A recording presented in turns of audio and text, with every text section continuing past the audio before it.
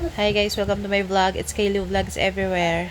So, bago ako matulog, gusto ko na i-share sa inyo na busy talaga ako sa kausap ko as in. Kasi yung isa kong friend, nag-notify na yung friend niya sa Facebook na nahack daw siya. And before that, yung sister ko naman, ganun din. Malamang yung nangyari sa sister ko kasi hindi daw niya matandaan basta alam niya may kausap siya. Actually, biglang si ate, yung nahack, ang pangalan niya si Ate Lizelle. Bigla lang out of nowhere, biglang nag-chat, nangangamusta. Hindi naman siya yung nanghihingi ng pera. Hindi naman siya nanghihingi ng pera, pero based dun sa pinost ng friend namin na nahack siya kasi nanghihingi ng pera, pinapasend sa GCash. Yung sa akin naman, iba namang senaryo. Ito, papakita ko sa inyo. Ayan, si Ate Lizelle, no, from Taytay Rizal. Ang sabi niya dito, good PM. Tapos sabi ko, musta te? Okay lang. Pwede ba kita ma-add sa book page ko? Anong book page yan, te? Sa business ko po, sabi niya. Okay po. Dami nyo ng business, te, Kaya nga paki-check ako sa notification comment mo kung may code na dumating. Paki-forward, andyan na ba? Sabi ko, yun lang pala Paki-check ako. So, parang nililito-lito lang siya, no? Alin ang i-check ko po? Doon sa notification comment sa FB mo. Yung sa business nyo ba yun, te? Yung sinasabi mo kanina, oo. Kailang sa inis ba? Parang gito, ayaw ko nga, mamaya ako naman i-hack mo. Yan, PI ka. Ganyan, minura kasi sa sobrang inis ba sa kanya. Tapos yun, wala pang ilang segundo, nag-block na siya kaagad. Yung tawag nito, teka yung notification na yon sa Facebook nyo, makikita nyo siya dito sa may comment notification. May nakalagay dyan na tawag nito. Pahanap nga ako nun. Pahanap nga. Hindi. Hindi nga natin pipindutin. Ayan may nakalagay na ganito.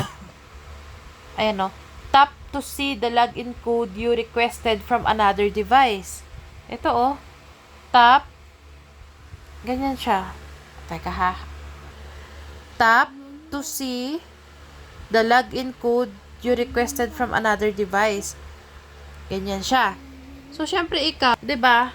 Syempre ikaw kung wala ka namang mabibigla-bigla ka, di malamang mapipindot mo to. Siguro ang nangyari dito sa kapatid ko, same din siguro na ganun. Tapos napindot niya to, tapos hindi ko sure kung sinend ba niya yung code o ano.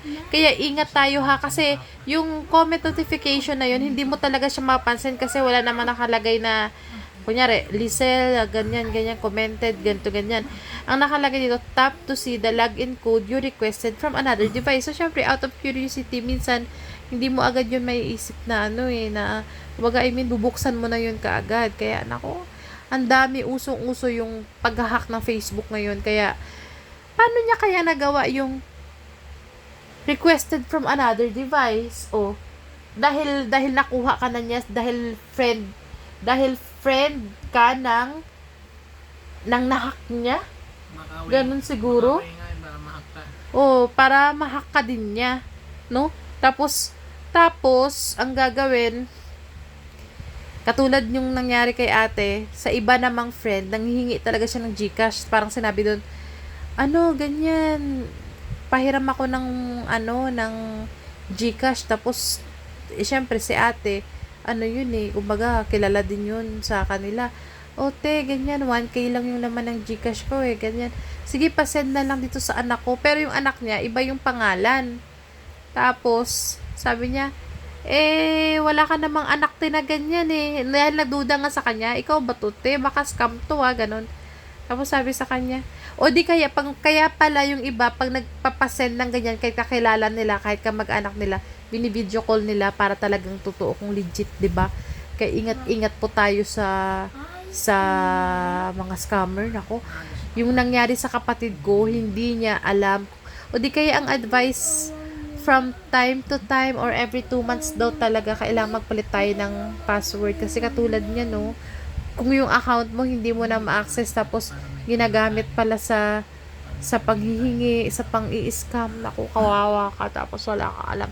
Sa doon namang nakaka-receive naman ng mga ganyan na chat o ano na parang duda ka or kinukutuban ka, no, na nanghihingi na kaibigan mo na nanghihingi na out of nowhere, nanghihingi all of the sudden, nanghihingi na kinukutuban ka na bakit ganun, ganyan. I-confirm niyo po muna lalo na pag nag-send siya ng GCash number at kung kanino nakapangalan yung GCash number na yun. O di kaya, video call mo para talagang kung gusto mo talaga tumulong o kung gusto mo talaga magpautang, legit na siya nga yung kausap mo. Kasi baka ibang tao na yan. Okay? Yun lang. Bye!